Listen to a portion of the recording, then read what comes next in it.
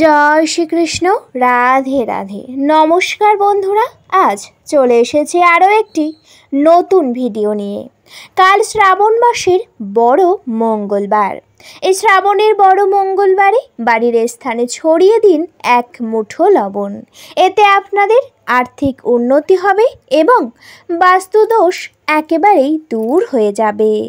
আসুন বন্ধুরা, জেনে নেওয়া যাক সেই এক মুঠো লবণ বাড়ির কোন স্থান বা কোন জায়গাতে ছড়াতে হবে। তার আগে বলি বন্ধুরা, আপনাদের কাছে একটাই অনুরোধ, আপনারা ভিডিওটা পুরো দেখুন। আর হ্যাঁ বন্ধুরা, আপনারা আমার চ্যানেলে নতুন হলে অবশ্যই চ্যানেলটিকে সাবস্ক্রাইব করে আমার পাশে থাকবেন।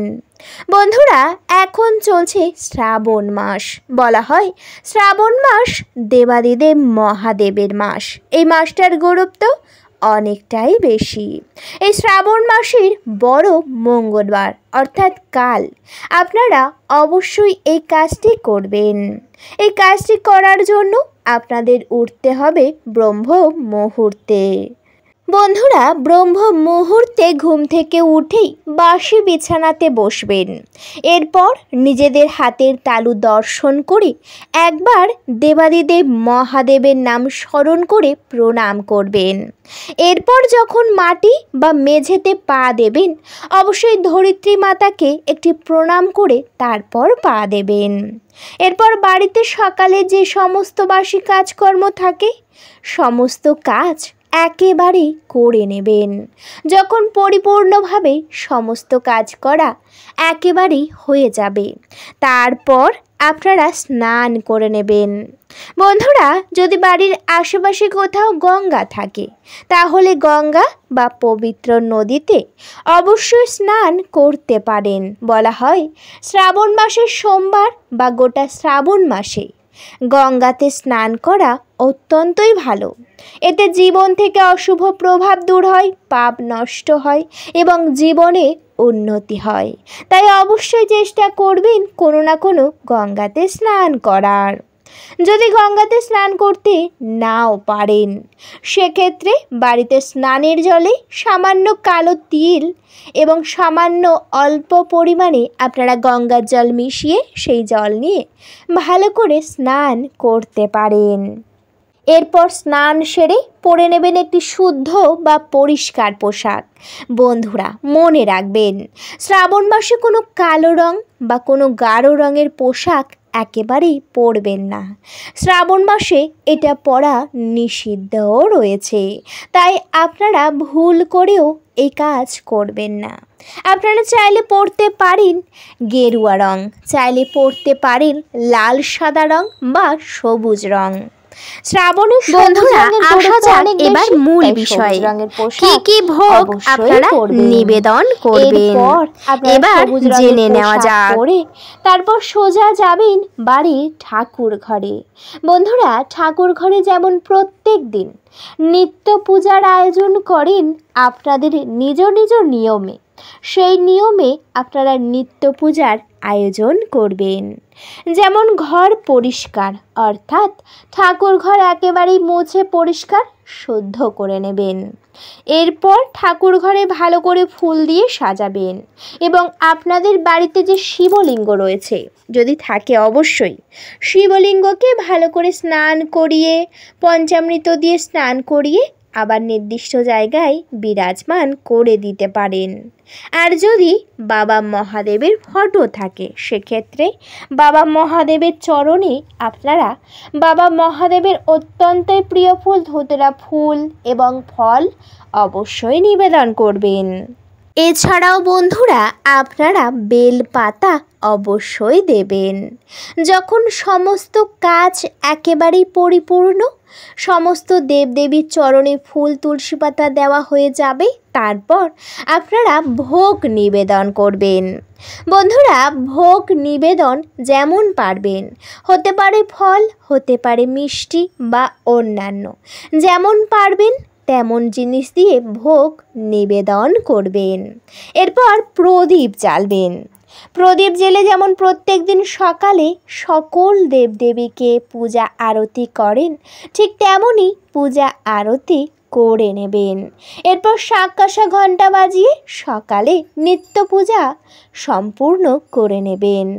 বন্ধুরা, পূজা সম্পূর্ণ হয়ে যাবার পর সকল দেবদেবীর উদ্দেশ্যে প্রণাম সেরে নেবেন, প্রতিদিন যেমন করেন ঠিক তেমনই। এরপর আপনাদের হাতে নিয়ে নিতে হবে 1 মুঠো পরিমাণ লবণ। বন্ধুরা, যদি কোনো মহিলা এই কাজটি করেন অবশ্যই নিজের বাম হাতে নেবেন, আর যদি কোনো পুরুষ করেন অবশ্যই ডান হাতে নেবেন। মহিলাদের বাম হাত অত্যন্তই শুভ এবং পুরুষদের ডান হাত অত্যন্তই শুভ, তাই অবশ্যই সেদিকে একটু বিশেষ নজর বা খেয়াল রাখবেন। এরপর নিজের হাতে ঠিক 1 মুঠো পরিমাণ লবণ নিয়ে নেবেন এবং লবণটি নেওয়ার সময় এমনভাবে নেবেন যাতে সামান্য লবণও যেন বাইরে না পড়ে, পুরোটাই যেন হাতের তালু বা হাতের মুঠোর মধ্যে থাকে। এই লবণটা কিন্তু সাধারণ লবণ নিলে হবে না, এই কাজের জন্য সন্ধক লবণ লাগবে। যে কোনো দোকানে গিয়ে আপনার এই সন্ধক লবণ মাত্র 5টি টাকা দিয়ে সহজেই পেয়ে যাবেন। সেখান থেকে এনে নিজেদের হাতে যতটা ধরবে ততটাই নেবেন। এরপর হাতের মধ্যে রেখে তখন হাতটা খুলে রাখবেন। দেবাদিদেব মহাদেবের সামনে বসবেন, হাত জড়ো করে, অর্থাৎ একটা হাতের নিচে আর একটা হাত দিয়ে আপনারা বাবা মহাদেবের নাম 3 বার করে নেবেন। আপনারা বলবেন ওম নমঃ শিবায়, ওম নমঃ শিবায়, ওম নমঃ শিবায়। এই কথাটি 3 বার বলে নিজেদের হাতটা ভালো করে আপনারা বন্ধ করে নেবেন বা মুঠো মেরে নেবেন। সেই 1 মুঠো লবণ নিয়ে ঠাকুর ঘরে সকল দেবদেবীর উদ্দেশ্যে প্রণাম করে বাইরে বেরিয়ে আসবেন। এরপর বাইরে এসে সোজা চলে যাবেন আপনাদের বাড়ির প্রত্যেকটা ঘরে, অর্থাৎ যে কটা ঘর রয়েছে, 1টা 2টো 3টে বা 4টে, প্রত্যেকটা ঘরের সামনে গিয়ে আপনারা কিন্তু 3 বার করে নিজেদের হাতটাকে ঘুরিয়ে নেবেন যাতে লবণটা ঘোরানো যায় 3 বার।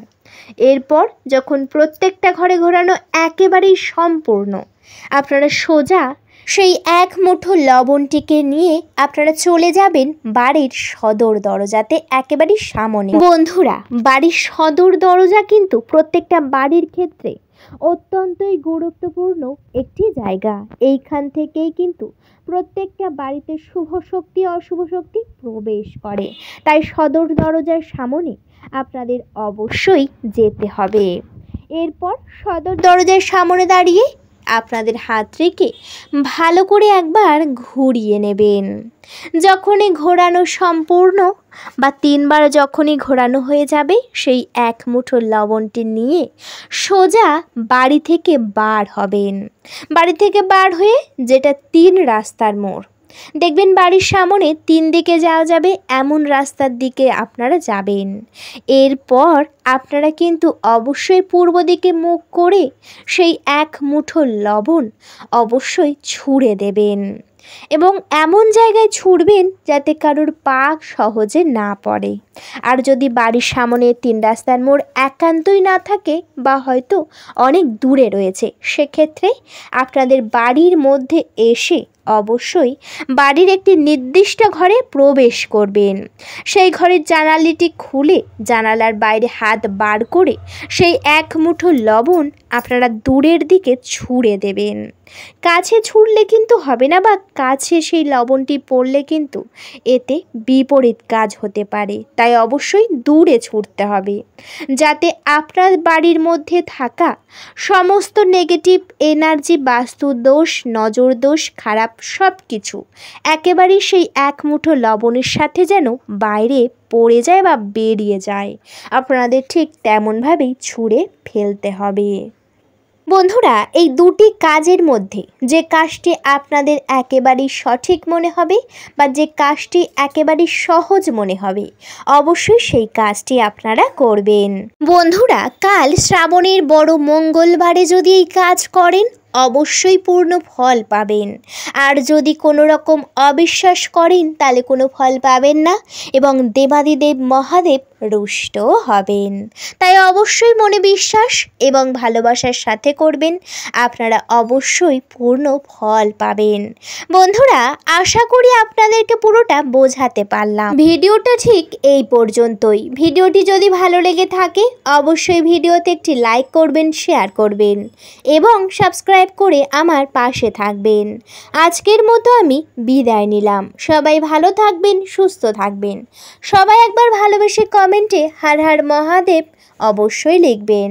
আপনাদের সকলকে জানাতে চাই অনেক অনেক হরে কৃষ্ণ, রাধে রাধে।